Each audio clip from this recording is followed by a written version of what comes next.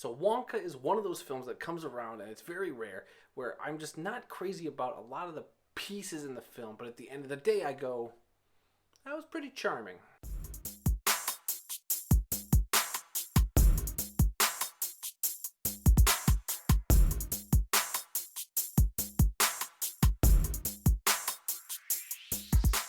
So Wonka is a new kind of reimagining, a new interpretation of Roald Dahl's Willy Wonka and the Chocolate Factory story. It's an origin story for Willy Wonka, this time played by Timothee Chalamet.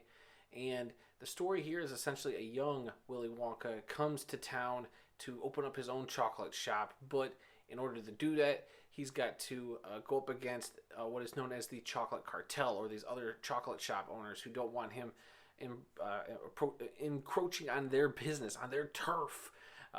And along the way, he kind of meets some new friends, and he's able to, go on this adventure in order to start up this shop, his dream.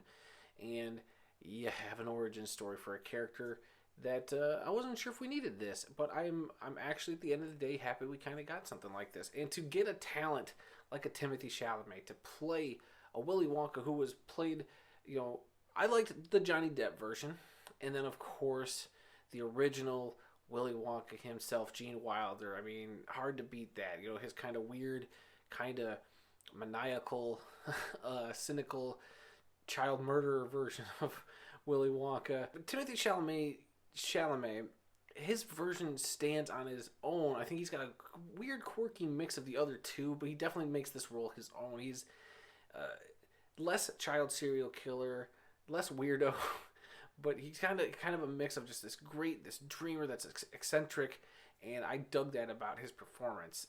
Not Oscar worthy in my opinion, but I think Timothee Chalamet, I would see another movie of him playing this character. Absolutely great. The story though did give me some problems because as you go along, I did think it dragged a little bit. I do think there are times where I'm like, wow, we're really just moving really slow here, and I feel like we're treading water. And there's story elements that they get to involving one of the side characters named Noodle that I'm like, this is weird that we're kind of bringing this little thing in. Yeah, we mentioned something at the beginning, but it was never really at the forefront. It was always kind of like, oh, hey, we're going to mention this thing that's going to come back to play at the end of the movie. But you kind of forget about it for most of the movie. And I think from a technical side, very well done. The visuals are stunning. I think Paul King, the director of this, who did the two Paddington movies, I think his direction and what they were going for works. I think I like what they were trying to go for, but from the nuts and bolts of things, story construction, pacing, a lot of that stuff is where I had my big issues. And a lot of times that would sink a movie for me. But there's something about this movie that's completely charming that I dug. Timothée Chalamet's performance, all the acting in this is fantastic, especially that of one of my favorite actors right now. Anytime he pops up into a movie in a little role, he just absolutely crushes it. And that's Hugh Grant, who comes in as an Oompa Loompa, just totally steals the movie for me. I was excited as soon as I saw him in that trailer. I was like, I'm seeing this just for Hugh Grant because he crushed it in that Operation Fortune Rouge de Jour earlier this year. I thought he was great in the last thing I saw him in, which was Dungeons and Dragons. He was a great bad guy in that. Even going all the way back to his role in The Gentleman, the Guy Ritchie film, he just absolutely crushed it. Not Guy Ritchie. So yeah, Hugh Grant has just been crushing it. Anytime he's on screen is absolute gold and is absolute awesome, and I totally dig it when he's on screen. The supporting cast in this is a lot of fun. You have Keegan-Michael Key, who comes in as the chief of police here, who may or may not be in cahoots with the chocolate cartel. You get Olivia Colman kind of as this weird hotel clerk or hotel owner that kind of finds a way to turn her attendees into workers. So I thought that was a weird little twist. That was an element to this story that I was like, I don't know if I needed all this. I just don't think it really, at the end of the day, did anything for me or added anything to the movie. It was just a weird obstacle that was just there. It was a good idea maybe on a sticky note, but they never fully fleshed it out. That's just my opinion. Other good side characters, all the guys on the chocolate cartel were charismatic, especially the main guy played by Paterson Joseph. He plays Arthur Slugworth. He's kind of the main guy of this chocolate cartel. I think he's got a lot of charisma. I liked him as kind of a bad guy slash foil to Timothee Chalamet's Wonka. I just think this was a fun movie. And the biggest element, I think, that really caught me off guard were all the songs. And I'm not going to sit here. I can't memorize all of them. They bring back some hints of some of the old, like, Willy Wonka and the Chocolate Factory songs that we all know and love. But they also bring in and make a bunch of new stuff that I actually dug. And I can't sit there and hum every single one for you. But each song kind of came and went. I was like, that was nice. That was a nice little number. I dig that. Like, I would think about maybe at some point going and checking out the soundtrack maybe. I thought it was a lot of fun. I thought that was all great. And I thought that was what was going to bother me. And it didn't. That this is like a full-fledged, like, musical pretty much. And I was highly entertained. Despite my weird gripes with, like, why is this story element happening? Why is this, even though it like pays off to an extent, but I'm like, I don't think we really even needed this element. Like, what did this help or serve? Or, like, why couldn't it have been more realized?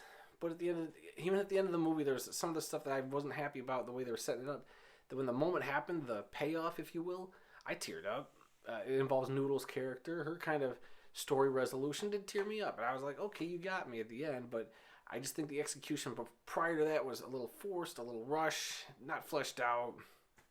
So, but at the end you pull it out, and that's the weird thing about this movie. It's like a lot of stuff that just, this doesn't work, but I liked it. Like, all these little elements just don't really click, but there's something about this I like. And that's this whole movie for me. I just think this is a fun, nice time. I don't think you're going to regret seeing it. I think this will be fun for kids. I think this will be good for adults who like the original Willy Wonka and the Chocolate Factory. I don't think this is necessarily the same version that the Willy Wonka and the Chocolate Factory Willy becomes. But it's like, if you want to connect those two worlds, you can. But I see this Willy Wonka being slightly different, going in that direction. And I do like, there's one big nod, and I don't want to spoil it for you. It's a classic Willy Wonka thing that you see. And the origin of that, well, I guess I could tell you. The origin of the golden ticket is big double thumbs up. That was probably the coolest element in this film for me, is the origin of the golden ticket. It was just a great little thing they threw in there. But at the end of the day, I'm going to give Wonka a B. Like I said, there's a lot of weird technical things or story things I just wasn't crazy about, wasn't executed great, but the charm of Timothee Chalamet in this cast, I think the set pieces, the songs, all that stuff was enough to make me, really come out at the end of this movie enjoying it, despite feeling like this movie felt like it was more than 2.5 hours. The runtime ended up being under 2 hours, which I think is absolutely crazy and did not feel like it was under 2 hours. But hey, it's going to probably hit everybody differently. I thought the pace was a little off, but hopefully you don't feel that way. So yeah, solid B. I think that's pretty good. But what do you guys think? Do you plan on seeing Wonka? What's your favorite Wonka movie? Is it Wonka? Is it Charlie and the Chocolate Factory? Is it Willy Wonka and the Chocolate Factory? Let me know down in the comments below. And please, guys, if you could, hit that like button, subscribe button, the little bell notification, and be notified whenever I drop new videos. It would be greatly appreciated. And we're getting ever so closer to the end of the year, which means at some point I'm going to have to drop all those videos I do with a top 10. Going to maybe do a bottom 10 anticipated for next year. So it's going to be busy the next few days, or couple weeks. So until then, guys, I'll be seeing you.